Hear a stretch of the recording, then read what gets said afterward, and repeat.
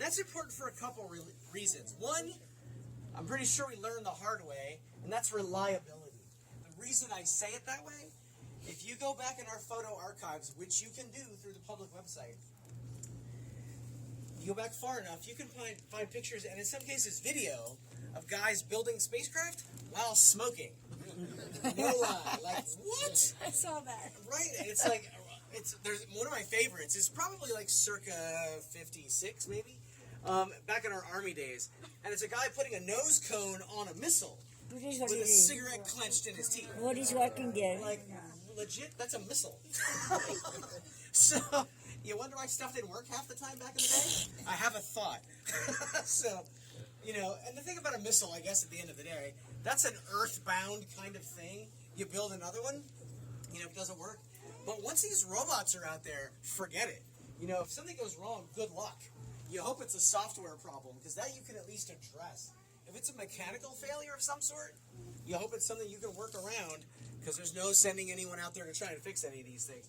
Way too costly, way too expensive. So risky, and all of it. So we're not doing that. So that's one reason. The other thing is, you wouldn't know it today, but all of our spacecraft are built by people. And what do you think the dirtiest thing in this room would be? The people, right? Because what are we constantly shedding? Skin cells, hair, lint. You know when you're at home or school and there's that beam of light coming through the window?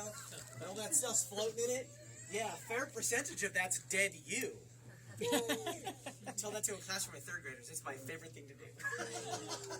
The moans are hilarious. So, and you guys know, I mean, we breathe it all day. It's not harmful. But it's formerly living stuff. The last thing you want to do is get that on your rover, take it to Mars, and then, like, discover it. Because you know how that goes. Oh my God, we found life on Mars. Everyone's going nuts. It's only going to be a little while before they realize, oh, wait a minute, you guys, that's not Mars life. That's like Fred from the clean room. And then there's nothing you can do. We can't send anyone to Mars to clean it. So now you can't trust your, you know, very expensive robot. All right. So that's a bad day. So a couple things we do to keep the rooms clean. One, perhaps obvious to some extent with our mannequin down there. That's High Bay Bobby, by the way.